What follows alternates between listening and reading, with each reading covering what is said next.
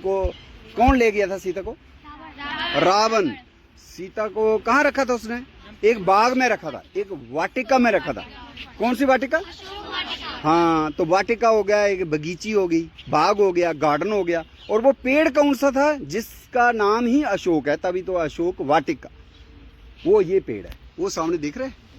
इसके अभी फूल नहीं है तो आपको इतना आकर्षित नहीं करेगा। इसके फूल जो हैं निकलते हैं थोड़े थोड़े, शायद वो होंगे कहीं लाल चटक रंग के, बसंत में आते हैं। ये मौसम नहीं ना है फूलों का। हाँ। तो इसको क्या कहते हैं? अशोक। क्यों कहा इसको अशोक? ये भी करो कोशिश। मतलब क्या हुआ? शोक को दूर करने वाला, जिसमें शोक नहीं हो। विच हैज द प्रॉपर्टी और capacity to take the grief away. दुख को दूर ले जाना। किसका दुख लिया दूर? सीता का। सीता परेशानी में थी जब रावण ले गया, लेकिन उस वक्त वो इसके फूलों को देख के खुश हो जाती थी। चंद घड़ियां, चंद लम्हे उसके सुख से कट जाते थे, चैन से कट जाते थे इसके फ्लावरिंग के टाइम में। और अच्छी बात है, रावण ने उसको इस अच्छे खूबसूरत बाग में रखा, कहीं महलों में और ज़्यादा वो निराश होती। तो इसलिए इसको नाम दिया गया अशोक। अशोक ट्री सीता के साथ जुड़ने से सैक्रेड ट्री है, इसकी हम पूजा करते हैं। और इसका ऊपर से लेके हर हिस्सा, बार्क, पत्ती, फूल, फल, सीड, वो मेडिसिनल है। तो उसके हिसाब से भी ये ट्रीटमेंट ऑफ डिजीजेस करता है। तो अल्टीमेटली उस तरह से भी ग्रीफ हमारा दूर ले जाएगा। हमारा दुख, दर्द, तकलीफ होती है, चाहे सिर दर्द ही हो, पेट में दर्द हो तो दर्द होता है, तो जब इसका कोई खाएंगे, कवात होता है, अशोक कवात होता है, अशोक अरिष्ट होता है, ये आयुर्वेदा की दवाइयाँ हैं। तो पहले टाइम में लोगों का इसलिए एक बन गया, एक किस्म का उनका आस्था बन गई कि ये दुख को दूर करने वाला या दर्द निवारक पेड़ है। और सीता के साथ जुड़ने से इसका नाम हो गया सीता अशोक। दो अशोक हैं, एक राम अशोक है जो घरों में लगता है, वो आगे देखेंगे कहीं होगा, पाली अल्थिया। और ये वाला है सारका अशोका। तो एक और प्लांट है पीछे जिसके पीले पीले पत्ते हो गए, उसके साथ ही है पीछे, और ये है रीठा। सुना है नाम रीठा? ये शैम्पू में पड़ता है, सोप नट ट्री। ठीक है, इसके फल होंगे शायद इस वक्त के नहीं होंगे, मेरे ख्याल इसी वक्त होने चाहिए। तो और अब हम आपको एक और पेड़ दिखाएंगे, वो है स्टेट ट्री ऑफ राजस्थान, जिसको बोलते शमी। और सिर्फ हिंदुस्तान में ही एक मिसाल मिलती है कि 1730 में 270 लोगों ने जानें दे दी पेड़ों को बचाने के लिए। हालांकि कांटे वाला पेड़ था, लेकिन राजस्थान में चूंकि डेजर्ट था, उनके लिए वो कांटे वाला पेड़ भी इतना महत्वपूर्ण था कि उसी की वो कड़ी खाते थे, उसी के जो पत्तियां हैं वो मवेशियों को चारा के तौर पे, फिर नाइट्रोजन फिक्सिंग है, फिर डेजर्ट की शक्ल बदलने वाला वो प्लांट है जिसको बोलते हैं खेजड़ी। जोधपुर के बगल में एक गांव था खेजड़ी गांव, जहाँ पे 1730, कितनी पुरानी बात है, 1757 में लड़ाई हो रही है हमारी, बैटरा प्लासी। और उससे भी कितने साल पहले जो लेडी थी अमृतो देवी, और उसके गांव के और लोग, बिश्नोई समाज बाद में बना उसी से, क्योंकि उनके जंबो ये राजा हैं, तो उन्होंने 20 और 9 सिद्धांत दिए, प्रिंसिपल्स दिए, जैसे चित्कारा को नहीं मारना, कृष्ण मृग को नहीं मारना, शाकाहारी रहना, पेड़ों की पूजा करनी। इस तरह से उन्हें 20 + 9, हाँ वो 9, इसलिए उनका नाम है विश्नोई। विश मैंने 20 और 9 मैंने 9। तो वो उस पर आज भी चलते हैं, इसलिए उन्होंने सलमान खान को भी उसके ऊपर भी केस कर दिया था। ठीक है, तो आपके सामने एक हमारे विशाल, पूर्ण नाम क्या है? विशाल सिंह हैं। ये किस सर्विस में है? ये हैं इंडियन फॉरेस्ट सर्विस, भारतीय वन सेवा 2020 बैच। कोविड कोरोना में ही इन्होंने एग्जाम को पास किया, और ये अभी दिल्ली में वाइल्ड लाइफ डिपार्टमेंट में है। ऐसे ये जो हैं मैकेनिकल इंजीनियर, और मैं वही इनसे बात कर रहा था कि मैकेनिकल इंजीनियर तो अभी तो चलो चूंकि अभी आए हैं तो एकदम इनका इंटरेस्ट अभी डेवलप नहीं हुआ होगा, अदरवाइज किस में आपकी स्पेशलाइजेशन? उन्होंने बोला I am a mechanical engineer. तो आज हमारे बीच में हैं। आप बच्चों को थोड़ा सा अपनी दीजिए कि आना चाहिए इनको फॉरेस्ट सर्विस में। अब आज के ज़माने में हम जैसे पोल्यूशन और ये की बात करते हैं, तो अब जैसे शहरीकरण होता जा रहा है, पेड़ कम होते जा रहे हैं, जंगल कम होते जा रहे हैं, और इसका महत्व सब समझते जा रहे हैं। पूरे विश्व में इसकी बात हो रही है। आप क्लाइमेट चेंज की बात करें, मोदी जी भी हमारी जगह जगह जाकर क्लाइमेट चेंज की बात करते हैं। आप देखिए यूएस के प्रेसिडेंट इस चीज़ की बात करते हैं अगले 20 सालों में मुझे लगता है कि सबसे ज़्यादा अगर किसी सर्विस की यूज होगी तो ना IAS की होगी, ना IPS की होगी, वो IFS की होगी। फॉरेस्ट सर्विस एक ऐसी सर्विस है जो आने वाले सालों में केवल इसका स्कोप बढ़ता ही जाएगा और इसकी पहचान बढ़ती जाएगी और आपको इस जॉब में बहुत सेटिस्फैक्शन मिलेगा, क्योंकि इसमें सिर्फ आप किसी समुदाय या किसी एक व्यक्ति की मदद नहीं करेंगे, तो जब पूरे इंसानियत की पूरी धरती के बच्चे तो इसलिए इनको सुकून मिलता है। जब कोई पेड़ लगाने मिलता है, सोचिए जब आप लाखों पेड़ लगाना है, हम अगले साल 5 लाख पेड़ लगाने की सोचते हैं, अब 5 लाख पेड़ लगाने में जो आपको सुकून मिलेगा कितना सुकून मिलेगा। और उसके अलावा आप जानवरों को बचाते हैं, आप लोगों की समस्याओं को हल करते हैं। तो फॉरेस्ट सर्विस में जिसका इंटरेस्ट आप इस बारे में पढ़िए और आपको पता चलेगा कि इस सर्विस में कितना ज़्यादा आप कंट्रीब्यूट कर सकते हैं देश के लिए, समाज के लिए और इस धरती के लिए। और आपके अपने इंटरेस्ट में आपको वही है कि दोनों तरफ से फायदा हो रहा है, आपके मन को भी सुकून मिल रहा है, आप देश का भी काम कर रहे हैं। आप इनको एक और क्वेश्चन कर सकते हैं कि मैकेनिकल इंजीनियर होके जो टेक्निकल आपका नॉलेज है वो भरना है। फॉरेस्ट्री में कैसे काम आएगा, पूछो जरा और ये बताएंगे। अब फॉरेस्ट्री में ये होता है कि जैसे आप हमारा हर चीज़ में टेक्निकल चीज़ आ जाती है। अब फॉरेस्ट्री ट्रेडिशनल नहीं रह गया कि एक माली से आपने काम करवा दिया। और देखिए मैं एग्जांपल दूँ तो हमारे यहाँ रिमोट सर्वेलेंस होता है, रिमोट सेंसिंग होता है। अब इस पूरे लोधी गार्डन को अगर मुझे नापना हो तो मैं सैटेलाइट सिस्टम नाप सकता हूँ, हर एक पॉइंट का हर एक पेड़ का हम डिस्प्ले कर सकते हैं। अब क्या हो रहा है, हम जितनी प्लांटेशन करते हैं हर प्लांटेशन में एक एक पेड़ को हम सैटेलाइट से मार्क करते हैं। उससे क्या होता है, हम कई जगह धोखा भी नहीं होता। कौन सा पेड़ खराब हो गया, प्लांटेशन अगर 1 लाख बोलिए तो 1 लाख करी है कि नहीं करी, जवाबदेही भी जरूरी है। तो सरकार की भी जवाबदेही और हमारे लिए पेड़ को देखना भी आसान हो जाए, देख रेख करना कि 10 साल बाद हमने 1 लाख पेड़ लगाए थे, कितने पेड़ है, कितने बड़े हो गए, तो ये सब हो गया। और आप बात करें तो ड्रोन की बात करिए तो आपका ड्रोन आ गया, हर जगह ड्रोन फोटोग्राफी, ड्रोन वीडियोग्राफी, तो ये भी हमारा मैकेनिकल इंजीनियरिंग का आ जाता है।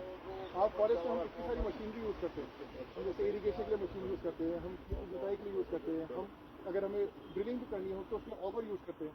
तो बहुत जगह हमारे मैकेनिकल इंजीनियरिंग यूज़ हो जाती है। इनको हम और बेहतर कर सकते हैं और किफ़ायती कर सकते हैं। और हमारा काम ये भी होता है कि जैसे अब जंगल में पेट्रोलिंग होती है तो जंगल में कई जगह वाइल्ड लाइफ सेंचुरी जाएंगे, वहाँ पे जिप्सी वगैरह में जाएंगे।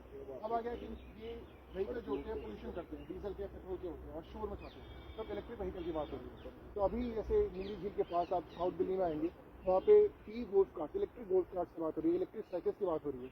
तो यहाँ पर भी हम टेक्नोलॉजी और पर्यावरण कैसे इनको साथ में मिला सकते हैं, मेरी कोशिश वही रहेगी कि मैं अपना ब्रांच। वेरी गुड, ताली तो हो इनके लिए। टच किया, करो touch, everybody should hug it. मैंने इसी तरह से हग करके जो चिपको मूवमेंट का भी बेस माना जाता है। बाद में उत्तर प्रदेश में हुआ, वो 1970 में हुआ, लेकिन सबसे पहले राजस्थान की मिसाल है।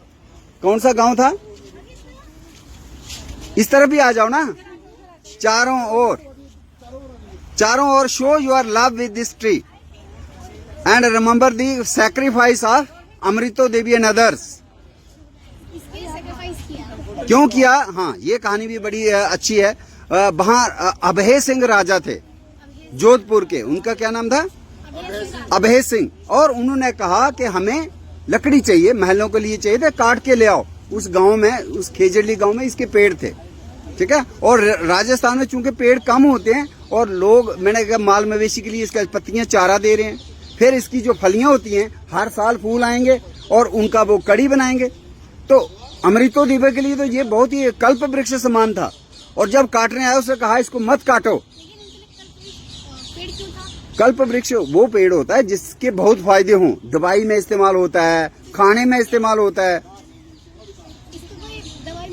हाँ, खाने में है, दवाई में है, ये जमीन का सॉइल को इम्प्रूवमेंट करने में है, नाइट्रोजन फिक्सिंग ट्री है, ठीक है ना। कल्प वृक्ष कोई एक, कोकोनट को भी कहते हैं, मैंने ऐसा पेड़ जिसके मल्टीपल बेनिफिट्स हों, ठीक है, मैंने मेडिसिनल भी हो, खाने में भी होता हो, नीम को भी कहते हैं, नीम को भी कहते हैं, तो अलग अलग को हम कह सकते हैं। तो अमृतो देवी के लिए बहुत इंपॉर्टेंट ट्री था, तो उसने कहा इसको मत काटो।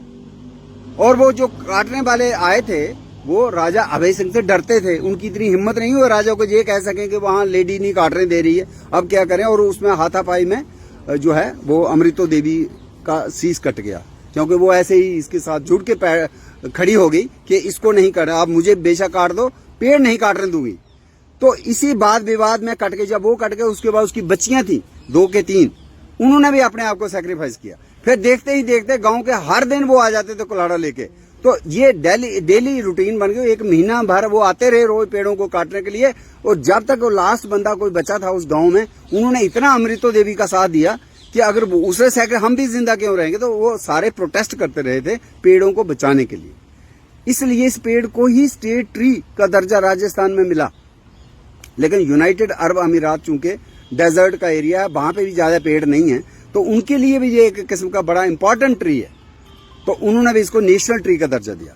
और तेलंगाना अभी बना, अब उन्होंने अपने आप को अलग करना था आंध्र प्रदेश का, अदरवाइज क्या था स्टेट ट्री, ये नीम था। तो जब 2 स्टेट्स बन गई तो अब दोनों नीम कैसे रखते, फिर उनको बदलना पड़ा, तो तेलंगाना ने इसको रख दिया। तो ये हमारा इंडियन ट्री है विद मल्टीपल मेडिसिनल, एडिबल और हिस्टोरिकल इसका यूज, और this is very important tree. और यहाँ पे मुझे लगता है एक ही पेड़ है या और भी है? नहीं, बहुत है, आगे काफी है। नहीं, विद इन लोधी गार्डन। हाँ। अच्छा, तो ये नेचुरल मानेंगे यहाँ का भी? हाँ, यहाँ का भी नेचुरल, अरावली का ही वो है ना सब। बिल्कुल अरावली। वो देखो एक वो है आगे। अच्छा, वो भी है, यस। तो ये जो है इसके क्या क्या नाम बताए आपको बच्चों, बताओ यार, थोड़ा रिकैप्चुलेट करेंगे, क्या क्या नाम है इसके? खेजड़ी नाम है इसका, संस्कृत में शमी। शमी जो है ना, ये सही शमी है, ये वो दूसरा नहीं है शमी। हाँ, ये सही है, हाँ वो यही है। माइथोलॉजिकल स्टोरी है कि अर्जुन ने अपने हथियार यहीं गाड़े। यस, वो ये वाला है। तो और भी डॉक्टर साहब आप जोड़ें इसके बारे में कुछ। ये नरेंद्र शर्मा जी हैं। जहाँ भी पानी की कमी होती है, पत्तियाँ जो होती हैं वो ट्रांसपायर करती हैं, पानी जो अंदर से देती है वो बाहर फेंकती है गर्मी की वजह से, ताकि पेड़ के नीचे जब आप बैठते हैं तो ठंडक महसूस होती है। क्योंकि वो जब ट्रांसपिरेशन होता है तो उससे वो लेटेंट हीट जो होती है वो कहाँ से लेते हैं, पेड़ के नीचे से, और सारा एरिया जो होता है उसको ठंडा कर देते हैं। लेकिन क्योंकि राजस्थान वगैरह एरिया में जहाँ मरुस्थल है वहाँ पे पानी की कमी है, तो ट्रांसपिरेशन ज़्यादा होगा तो क्या होगा, हाँ, तो इसलिए इसकी पत्तियाँ कितनी है, छोटी है। सरफेस एरिया जो है इसका बहुत कम है, ताकि ट्रांसपिरेशन कम वाष्पोत्सर्जन होगा, पत्तियों का सरफेस एरिया कम हो गया। हाँ, तो ट्रांसपिरेशन यहाँ से बहुत कम है। अडेप्टेशन टू डेजर्ट लाइफ, ठीक है। और इसमें देखो एक पत्ती नहीं है, ये पत्ती पूरी है, इसके बाद में उसकी ब्रांचेस बनी है, जो उसकी वेन्स है ना, वेन्स के साथ साथ है ना, हाँ ये देखिए, ये जहाँ मरुस्थल के साइज जो होगा वो छोटा होगा, और जहाँ पानी ज्यादा होगा वहाँ पे वेट का साइज जो होगा का साइज बड़ा होगा। अंदर पानी जहाँ ज़्यादा होगा वही होते हैं, ये इसकी नेचुरल क्लाइमेट। तो रामायण और महाभारत दोनों में इसकी जिक्र है, ठीक है ना। रामायण में माना जाता है कि जब सीता जी कहाँ थी, श्रीलंका में थी, और चढ़ाई कर रही थी, सीता को लाना था। चढ़ाई करने से पहले राम ने भी, माना जाता है कि इसकी पूजा की थी, ताकि विजय प्राप्त हो, हार के नहीं आऊं, और वो विजय भी हुए, सीता को लाए थे। इसलिए आज जितने भी राजा लोग हैं उसके बाद जिनकी किंगडम्स होती थी, हमेशा अपने अस्त्र शस्त्र लेके, खासकर विजयदशमी वाले दिन इसकी पूजा करते हैं और इसकी पत्तियां अपनी जेब में रखते हैं। किसी भी शुभ कार्य करने के लिए जाना हो तो मेरी सफलता हो, कामयाबी हो। जैसे आप अगर आपकी आस्था जुड़ गई, एग्जाम के लिए जाना ना, कि मैं फेल ना हूँ, जब मेरा अच्छा मार्क्स आए, तो आप इसकी 2-4 पत्तियां पे, वो आस्था की बात है, साइंटिफिक तो उसमें नहीं है, लेकिन जिसकी आस्था है तो उसको क्या कहते हैं, है ना। और महाभारत में जो पांडवों का अज्ञातवास हुआ, और तब उनको हथियार छुपाने पड़े, और माना जाता है कि इसके ऊपर हथियार रखे थे उन्होंने। जब अज्ञातवास काट के आए तो उनको सही सलामत मिल गए हथियार, वो किसी ने कहीं चोरी नहीं हुए थे। तो उन्होंने एक इसका थैंक्स किया कि भाई थैंक यू, आपने, आपके पास एक अमानत रखी है, आपने लौटाई। तो इसलिए महाभारत में भी इसका जिक्र आता है। तो हमारे भारतीय संस्कृति नवग्रह वाटिका है, हर ग्रह का एक पौधा। तो संडे का क्या है, सूर्य का कौन सा प्लांट है, आग का पेड़, मदार भी बोलते हैं, कैलोट्रोपिस। तो सोमवार का क्या है, वो प्लाश बैटला प्लास्टी ट्री तो पीछे छूट गया, वो किसका है? सोम। यहाँ होगी तो ये किसका है? शनि। शनि शनि के साथ, शुक्र के साथ रूलर है ना, शुक्र के साथ वीनस पीपल है, ठीक है। बृहस्पति, बृहस्पति के साथ क्या है? और मंगल खैर होगा, बृहस्पति का पीपल और मंगल का खैर। और ये दो और रह गए, राहु केतु, उसका भी आता है।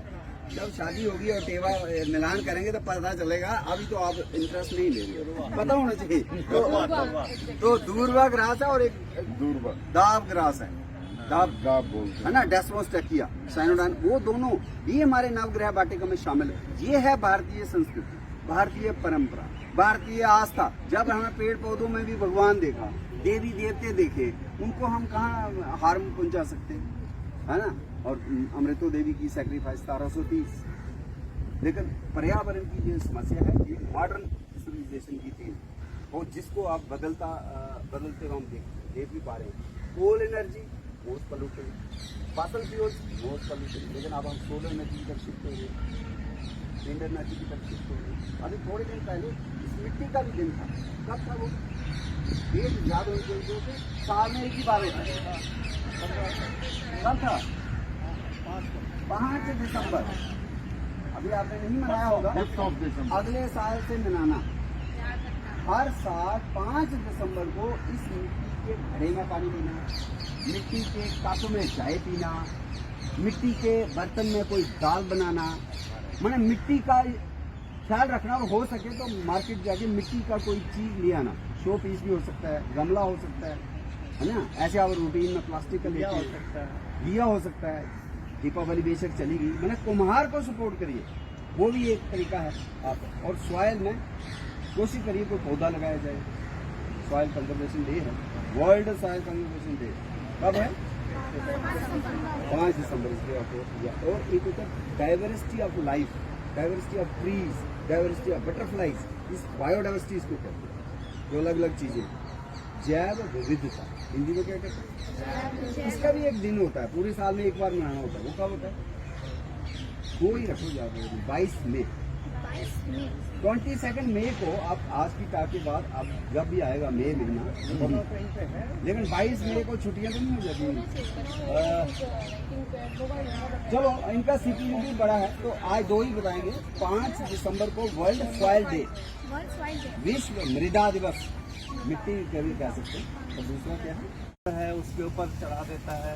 तो जितने भी कब्रें बनती हैं तो सब में ये पेड़ लगाने का एक रिवाज है, कि ताकि अगर हम फूल ना चढ़ाने आए तो अपने आप ही ये चढ़ता रहे। ये पेड़ जो है ना, अपने आप ही ये फूल चढ़ाता रहता है। ये इसकी एक बहुत बड़ी सिग्निफिकेंस है, इसलिए इसको कहते हैं टेम्पल ट्री। यस, थोड़ा सा मैं करेक्शन कर दूं, टेम्पल ट्री बोलते हैं गुलचीन को, प्लूमेरिया को। ये है अलग, इसको नहीं बोलते टेम्पल ट्री। टेम्पल ट्री होता उसका, हाँ, टेम्पल ट्री है प्लूमेरिया गुलचीन, ठीक है। हाँ, उसको बोलते हैं। वो भी ग्रेव यार्ड पे जो चढ़ने वाला फूल है, हमारा नहीं, ये नहीं है। इसको क्या बोलते हैं? पारिजात, हर श्रृंगार, निशा चमेली, शिवली, शिफालिका, ट्री ऑफ सैडनेस। और ट्री ऑफ सैडनेस अंग्रेजों ने गढ़ दिया हमारी बातें सुन के। और क्या इसमें उदासी क्या है? दिन के वक्त सूरज की रोशनी से पहले, सूरज चढ़ने से पहले इसको क्या दर्द है, क्या दुखी है कि ये अपना जो श्रृंगार है किया वो सारा फेंक देती है। जब फेंक देती ही कहूंगा, क्योंकि पारिजात हमारे इंडियन कॉन्टेक्स्ट में एक कहानी है। पारिजात उज्जैन के कहीं राजा की बेटी थी, उसका नाम पारिजात था। और उसको कहा गया कि सूरज के साथ उसको प्यार हुआ, और सूरज ने उसको एक किस्म के सपने दिखाए कि हम शादी कर लेंगे। तो सूरज ने उसको अपने प्यार जाल में फंसाया और वो हार श्रृंगार करके बैठी, वो पारिजात नाम की लड़की। लेकिन सूरज तो उतरा नहीं, सूरज कैसे उतरता आकाश से? तो उसका दिल टूटा। ये कहानी है, इसमें साइंटिफिक तथ्य मत ढूंढो, लेकिन हमारी 4-6 हजार साल बुजुर्गों ने ये सोच लिया और पारिजात का दिल टूटा। और ये इसलिए आज सूरज का मुंह नहीं देखना चाहती। जो ही सूरज उगता है उससे पहले अपने आप को बुरा अपना कर ले दिया, रंग रूप। पूरा जो नखरा है, पूरा इसका शबाब है, ब्यूटी है, सिर्फ रात में है। चंदा को दिखाती है अपने श्रृंगार, सूरज को नहीं। इसलिए इसका नाम, ये कहानी जो मैंने सुनाई, बेशक ये माइथोलॉजिकल है, साइंटिफिक इसमें कोई फैक्ट नहीं है, लेकिन अंग्रेजों ने सुन के ही इसका नाम घड़ा ट्री ऑफ सैडनेस। सी, तो सुनो सबकी, करो अपनी, जो जो आपको अच्छा लगता है उस तरह से इंटरप्रेट कर लो। तो ये कहानियां कई बार आपको जोड़ती हैं पेड़ से। आप पेड़ की हर कथा वजह से इस कहानी में एटलीस्ट आपको ये पता लगेगा कि अनयूजुअल फ्लावरिंग प्लांट है जो शाम के वक्त फ्लावरिंग करता है और सुबह सूरज से उगने से पहले सारा अपना श्रृंगार उतार देता है। तो इसलिए ये कहानी इसमें दम है। और दूसरी क्या बात है, अक्टूबर मूवी आई है इस पे अभी, अच्छा 2-4 साल पहले की, अक्टूबर में फ्लावरें होती है ना, यस, अक्टूबर मूवी भी आई है इस पे। अच्छा, इसके जो फूल के जो नीचे जो वो रहती है ना, इसमें ऑरेंज कलर रहता है और इतना डाई होता है, बहुत अच्छा डाई होता है, डाई इसकी बनती है, की बनती है।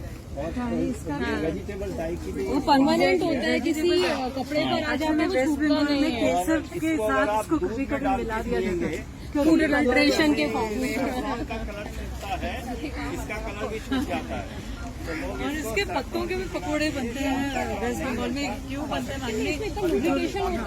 इसका चाय भी बनती है, क्योंकि फूल कम है तो इसकी चाय यहाँ पे बना के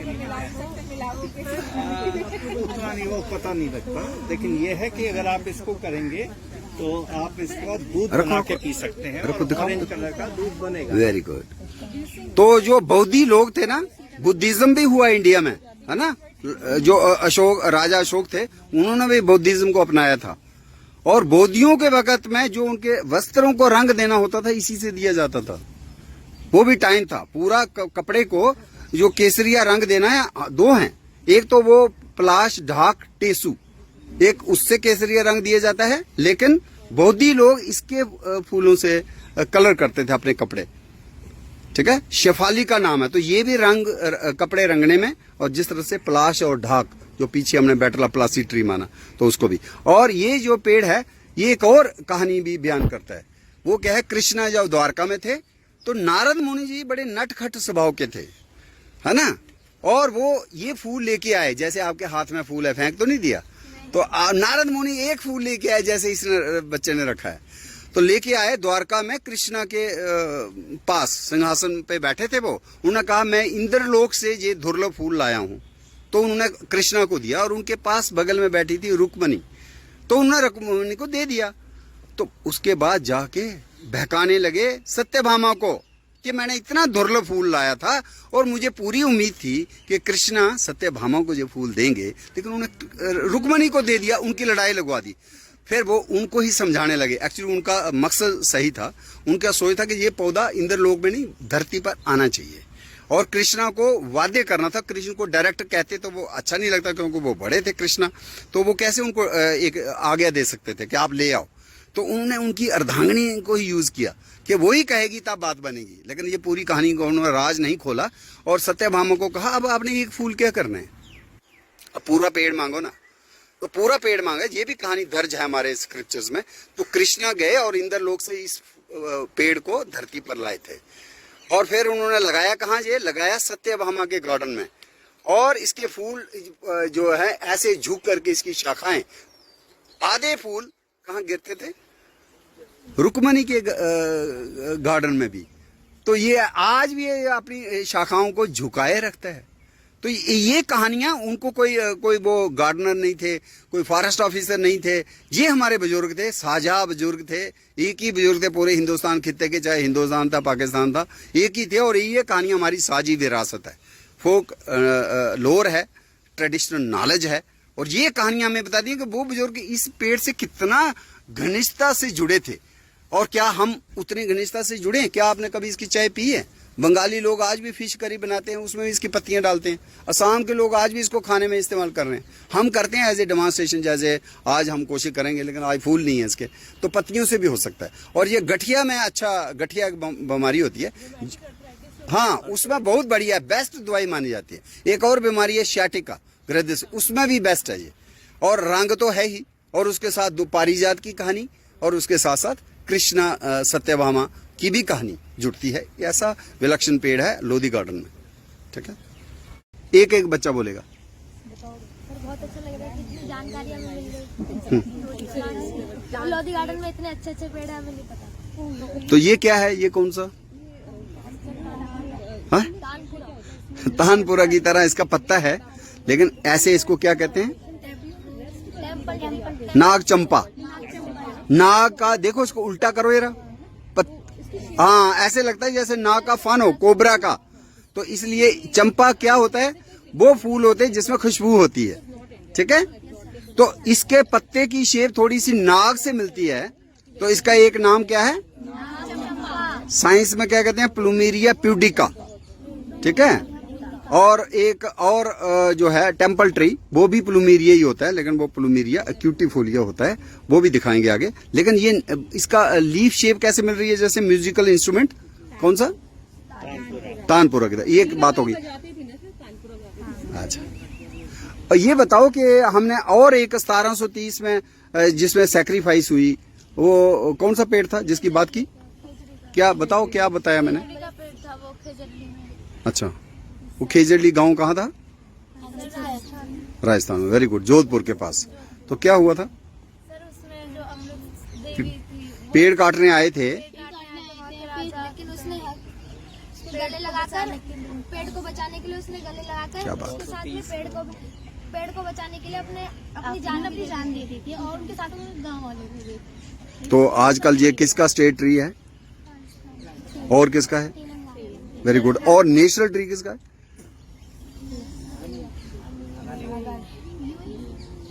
बताया था, यूनाइटेड अरब अमीरात, UAE, ठीक है। और हमने जो लड़ाई है सबसे पहली, जो प्लासी की लड़ाई कब हुई थी?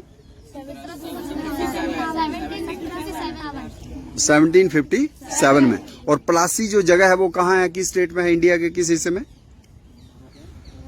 बताया ना मैं बात करते हुए। वेरी गुड, बंगाल में। उस वक्त एक ही था, उस वक्त ईस्ट वेस्ट बंगाल अलग नहीं था ना, तो उसको बंगाल ही बोलते थे। और वहां पे सिराजुद्दौला नवाब थे, ठीक है। तो इसलिए इस पेड़ को क्या नाम दिया गया है? आजादी का अमृत महोत्सव हम मना रहे हैं, तो इसका एक और नाम दिया है। वो क्या नाम है? इसी प्लाश का, ढाक का क्या बोलते हैं? एक फ्लेम ऑफ द फॉरेस्ट भी है नाम, और दूसरा क्या है? बैटला प्लासी से जोड़ो ना, बैटला प्लासी ट्री। क्या नाम है?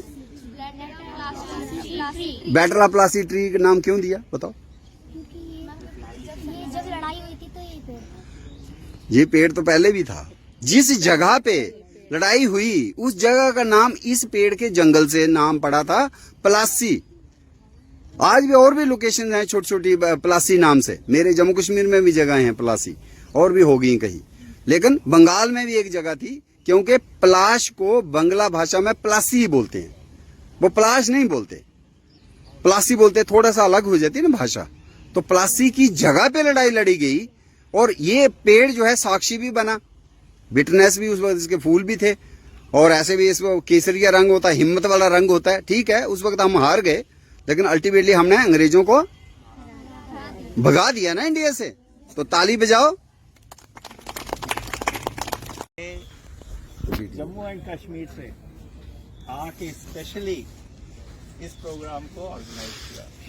इससे पहले भी लोधी गार्डन में हम इससे पहले भी 3 या 4 प्रोग्राम करते थे, पिछले 5 साल। लेकिन वो भी तब भी ये जम्मू एंड कश्मीर से आता। मैं इनके हर प्रोग्राम के साथ नेहरू पार्क में बहुत सारी जगह में किया हम लोगों ने। नेहरू पार्क में किया, कनॉट प्लेस में किया, दौलत राम में किया, लक्ष्मीबाई कॉलेज में पे किया। इस तरह से हमने कॉलेजेस में किया, डिफरेंट लोकेशंस पे किया, और साथ में हमने कॉलेजेस के अंदर किया, कुछ और भी जगह पे किया जहाँ जहाँ पे भी बायोडाइवर्सिटी है। और वहाँ पे हमारे साथ में सैकड़ों की तादाद में, जैसे आज आप जुड़े हैं, इस तरह से जुड़े। और उन प्रोग्राम्स के अंदर लोगों को एक तो पेड़ों के प्रति एक जागरूकता आई, उसके बारे में पता लगा, उसके पता लगे कि कैसे हम इन पेड़ों को रख रखाव करें और कैसे इसका इस्तेमाल करें अपनी शरीर के लिए। क्योंकि प्रकृति ने हमें सब कुछ दिया। राम राम भाई। हमें हेल्थ भी दी है, वेल्थ भी दी है, और साथ में हमारे खाने के लिए सब कुछ दिया है, हमारी एग्जिस्टेंस के लिए प्रकृति ने जी हर जीव जंतु के लिए कुछ न कुछ अपनी जगह पे दिया। अब हमें उसे जानने और समझने की जरूरत है कि इस पेड़ का क्या यूज है, इस पेड़ का क्या यूज है, इस पेड़ का क्या इस्तेमाल कर सकते हैं। कुछ तो पेड़ ऐसे भी हैं जिनको खाते ही आदमी जो है हॉस्पिटल तक भी नहीं पहुंचता। अच्छा, तो ऐसे पेड़ों के बारे में भी आपको जानकारी होगी। पॉइजनस प्लांट्स आइडेंटिफाई करना आना चाहिए, आइडेंटिफाई करना आना चाहिए। कईयों को खास और यहाँ पे मैंने बहुत सारे है ना देखे हैं, इवन लोधी गार्डन में भी मैंने ऐसे पेड़ देखे हैं, पौधे देखे जैसे हैं। ये वाला पेड़ है, इसको भी हम ऑयल तो होता है यूज, बट एडिबल नहीं, एडिबल नहीं, ठीक है ना। ये आंवला परिवार का है, आंवला को तो खा सकते हैं, लेकिन पता होना चाहिए इससे भी खाने शुरू हो गए आंवले की तरह तो नुकसान होता है। हाँ, वो बहुत जहर है, जहर होती है। भाई ने भी खाई थी हमारे बताओ सबको। जरूर रात देखो ये वाला फिर पूरी टोंगरी वो उधर है रोज गार्डन टोंग आयल, हाँ तो ज्यादा फिर हो जाता है। तो हमने साहब सवा फल खाया था, सवा फल में 16 दिन बढ़ते रहा था मोती बच गया। तो यहाँ ऐसे पेड़ भी है, सही बोला। तो हमें प्रकृति ने लेकिन सर खाने में बड़ा स्वादिष्ट हो फल। आप दोबारा चखोगे? अब मत बता भाई उसका। और आप लोग उसको ना खाओ, लेकिन मैंने जो खाया बिल्कुल कच्चे बादाम जैसा स्वाद है। तो ये कीर्ति मैडम है, ये भी थोड़ा सा, ये नोएडा से आई हैं, थोड़ा सा ये भी जुड़ी हैं और कश्मीर में specially I to attend the program. थोड़ी सी आप भी बात रखें, कैसे आपको इसमें इंटरेस्ट? ऐसे तो आप बॉटनी में मैं PhD हैं। टिश्यू कल्चर में हूँ और मैं अभी भी सर से एक बात रिक्वेस्ट करना चाहती हूँ कि आई थिंक जो प्लांट्स की नॉलेज है उसे टिश्यू कल्चर से जोड़ना चाहिए, क्योंकि जो प्लांट्स आप कह रहे हैं कि सीड नहीं डेवलप होता है और वो धीरे धीरे वैरायटी एक्सप्लॉयटेशन, ओवर एक्सप्लॉयटेशन से, जैसे हमारी मकोई है, एक काली मकोई जो हाँ बिल्कुल नहीं दिखती, तो हमने उसे टिश्यू कल्चर से ग्रो करा है मेरठ यूनिवर्सिटी में बॉटनी डिपार्टमेंट में। तो मेरे ख्याल से टिश्यू कल्चर का फील्ड और जेनेटिक डाइवर्सिटी के फील्ड में ही इन्वॉल्व होना चाहिए। तो हमारे कौशिक साहब दोबारा कंक्लूड करने में कुछ? भाई डॉक्टर साहब वही बात है, आपने देख ही लिया होगा कितना नॉलेज डॉक्टर साहब के अंदर है। हम तो डॉक्टर साहब का तहे दिल से शुक्रिया करते हैं, इन्होंने आपको हमें इतना टाइम दिया। और आप सबका भी बहुत बहुत धन्यवाद, आपने पेशेंट की जो है बातें सुनी, खास करके मैम आप लोग बच्चों को स्कूल से लेके आए। और हमारे डायरेक्टर साहब, हाँ डायरेक्टर साहब भी 2 शब्द बच्चों को। सर शर्मा साहब रिटायर्ड फॉरेस्ट रिटायर्ड ऑफिसर थे जम्मू में, वो सारे डॉक्टर्स हमारे सारे, हाँ भाई नहीं यंग ऑफिसर यंग ब्लड है, आइए फिर। और सारे बच्चों, सुनो बच्चों, जैसे आपने देखा शर्मा साहब ने कितनी आपको नॉलेज दी पेड़ों के बारे में। हर जो भी प्लांट्स हैं कुछ ना कुछ उसके फायदे हैं, नुकसान किसी पेड़ का नहीं होता। बहुत जानकारी के ऊपर है, अगर किसी के बारे में जानकारी है उससे ही आदमी यूज कर सकता है। बाकी कोई प्लांट ऐसा नहीं है, कुछ ना कुछ उसके मतलब किसी ना किसी यूज में वो प्लांट आएगा। जो भी जितने भी ये प्लांटेशन यहाँ हुआ है गार्डन में या कहीं और भी गार्डन में हो रही हैं, तो बाकी जानकारी के ऊपर है। और आपने जानकारी दी, शर्मा साहब ने, हमें बहुत अच्छे नॉलेज मिली सबको, आपको, और बहुत अच्छा लगा। मैं भी पहली बार डॉक्टर साहब से मिल रहा हूँ और बहुत ही आपका धन्यवाद जो यहाँ आए और इसको नॉलेज कराई। तो आपके स्कूल की मैडम टीचर जो हैं ये भी कुछ बात रखेंगी आज के इस प्रोग्राम में, कैसा लगा? आज हमें स्कूल में सडनली बताया गया कि 20 बच्चों को लेकर लोधी गार्डन जाना है। अब ये बच्चे ऑलमोस्ट आ चुके हैं, इसी एरिया के हैं, लोधी रोड के आसपास के, तो आ चुके हैं। इनका हमने तो देखा हुआ है, मगर अब ये कह रहे हैं कि हमने इतना कुछ तो कभी देखा ही नहीं, आए हैं चले गए। तो हम लोगों को और स्कूल का टाइम इसमें जाना भी जरूरी है, लेकिन ऐसा लग रहा है सारा दिन भी यदि यहाँ बिता दें तो कम है। अभी हमने तितलियां तो देखी, तितलियों का गार्डन भी है, लेकिन हाँ यहाँ बटरफ्लाई सेक्शन भी है, फिर लेके आना मैं। तो तब देख हाँ और क्या हर्बल मेडिसिनल प्लांट्स का अलग सेक्शन है। मतलब सारा दिन भी लगा रहे तो कम है। और ये तो बहुत थोड़े से बच्चे हैं, मतलब इतना नॉलेज है कि हमें तो बहुत सारे स्कूल को ही लाना चाहिए। जो आज नॉलेज मिला ये सबको मिलना चाहिए। कोशिश करेंगे, अपने अच्छे से रिक्वेस्ट करेंगे कि ऐसी विजिट होती रहे, हमें नॉलेज मिलता रहे। मैडम जी आप भी कंक्लूड ही करना अब। सर बस मेरे को बहुत कुछ सीखने को तो मिला। कल मैडम जो संजय वन हमें ले गए थे वहाँ पे भी हमने नए पौधे। तो मैं जितने बार सर से मिलती हूँ उतने बार इतना कुछ सीखने को मिलता है। तो बस मैं यही कहूँगी कि हमें स्कूल के साथ साथ जो रियल लाइफ में भी, जैसे आज आपने प्लांट्स को डिफरेंट तरह से सीखा समझा, उसको लेके आप दूसरे फ्रेंड्स को शेयर करें और आगे बढ़ें।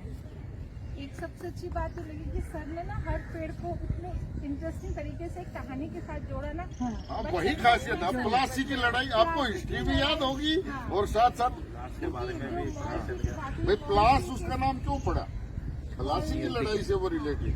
जैसे मॉलशी के पेड़, बच्चों ने मॉलशी तो हमारे स्कूल में बहुत सारे, हाँ काफी है, मगर उसके बारे में कुछ पता ही नहीं था। मॉलशी का पेड़ एक पेड़ है, मगर सर ने जो इतने इंटरेस्टिंग तरीके से हर कहानी के साथ जोड़ जोड़ के बताया तो बहुत अच्छा लगा, बच्चों ने भी बहुत इंजॉय किया।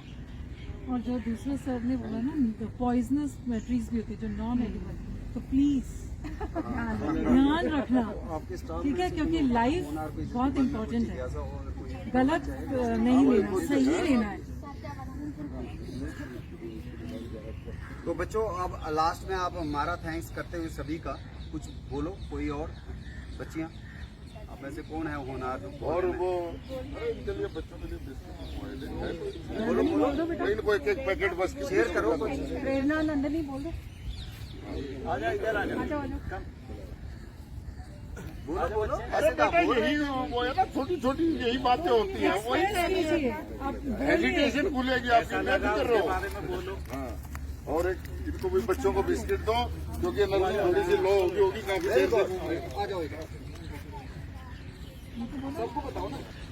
आपने जो पेड़ के बारे में बताया, उसके जो बेनिफिट्स बताया, आपने जो हिस्ट्री भी ली है, मुझे बहुत अच्छा लगा। और मतलब मैं काफ़ी बार आई, लेकिन मैंने इतना कभी गौर नहीं किया कि इसके साथ जुड़ी हुई है कहानी। तो मुझे बहुत अच्छा लगा कि आपने हमें एक्सपीरियंस करके बताया, इंटरेस्ट के साथ बताया, और मुझे बहुत इंटरेस्ट आया। तो अगली बार जब आपके स्कूल में ये मैसेज पहुंचेगा तो फिर आप आएंगे, फिर और बच्चों को लेके आएंगे। शुक्रिया, थैंक यू। ठीक है मैडम, आपका बहुत बहुत शुक्रिया, सभी का शुक्रिया। टाइम हो तो चाय लेके जाना। अच्छा हाँ, हमने भी मंगा भाई। पर्सनैलिटी है कि इनके बारे में जितना कहा जाए उतना कम है। 12 साल से ज्यादा डॉक्टर साहब को ट्री टॉक करते हुए हो रही है, ये पेड़ों की विशेषता खासियत ये सब बताते हुए डॉक्टर साहब को 12 साल हो गए हैं। और ये मेरे ख्याल कितनी 12 कौन सा संख्या आज वाली जो है वो होगी 68 है शायद, 1268 1268वीं ट्री टॉक है डॉक्टर साहब की। डॉक्टर साहब के लिए एक बार क्लैप। और फॉरेस्ट और हॉर्टिकल्चर उसके अंदर डॉक्टर साहब इकलौते ऐसे हैं जिनको साहित्य अकेडमी अवार्ड भी मिल चुका है। इनकी 50 से ज्यादा बुक्स पब्लिश हो चुकी हैं। तो आप और हम सब का सौभाग्य है कि हमें डॉक्टर साहब का सानिध्य मिला और इनके साथ हमें जो है सीखने का मौका मिला। तो मैं जो है राजेश जी डॉक्टर साहब को एज ए जेस्चर थोड़ा सा ये गिफ्ट करें। क्या बात है ये मैडम। क्योंकि डॉक्टर साहब हम वो बाकी चीजें तो थोड़ी वैसे हो जाती हैं। जी जी, अच्छा बच्चे आ जाएंगे। Thank you thank you.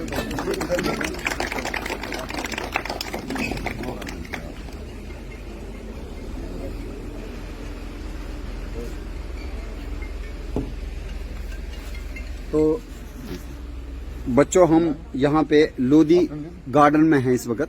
तो यहाँ पे बड़े नायाब ट्रीज, रेयर ट्रीज, जो जिनके बारे में आपने कभी बहुत कम सुना होगा। तो मुझे लगता है कि इस तरह के जगह पे आने से आपको यहाँ की खास चीजों का एक हमने ईयर प्लांट देखा भी, वो हवा में लटकता रहता है और वो भी दिखाएंगे आपको। वो रस्सी से टांग दो, कील लगा के घर में टांग दो उसको खुराक कोई ज्यादा नहीं चाहिए, बस हवा से ही उसका काम चल जाता है, जिसका नाम ही ईयर प्लांट है, हवा का पौधा। तो वो भी एक खास बात है। फिर यहाँ पे एक बाओबाब ट्री, और उसके वो अफ्रीका का ट्री है, बहुत बड़ा पेट होता है उसका, उसमें जैसे पानी का हौज हो जाता है। तो अफ्रीका में जहाँ सूखा है उस एरिया में काफी